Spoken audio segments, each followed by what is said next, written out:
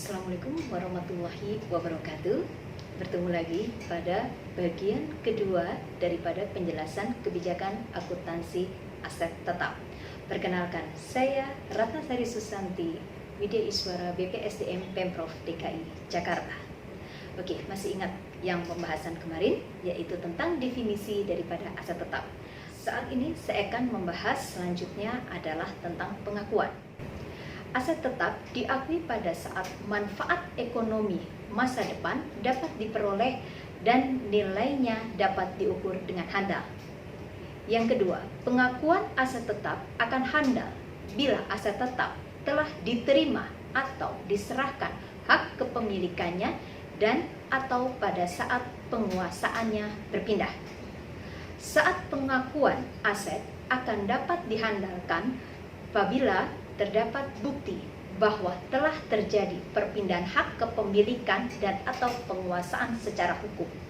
Misalnya, sertifikat tanah dan bukti kepemilikan kendaraan bermotor. Selanjutnya, kita akan membahas masalah pengukuran aset tetap. Aset tetap dinilai dengan biaya perolehan. Apabila penilaian aset tetap dengan menggunakan biaya perolehan tidak dimungkinkan, maka nilai aset tetap didasarkan pada nilai wajar saat perolehan. Bagaimana dengan contoh yang lain? Misalnya, aset dikonstruksi atau dibangun sendiri. Pengukuran dari biaya dapat diperoleh dari transaksi dari pihak eksternal dengan entitas tersebut untuk perolehan bahan baku, tenaga kerja, dan biaya lain yang digunakan dalam proses konstruksi.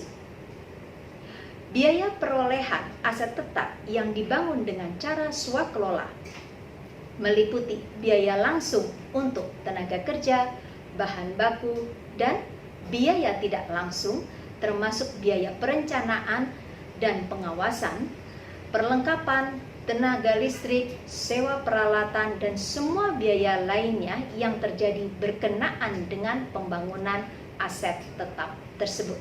Selanjutnya, komponen daripada biaya perolehan aset tetap.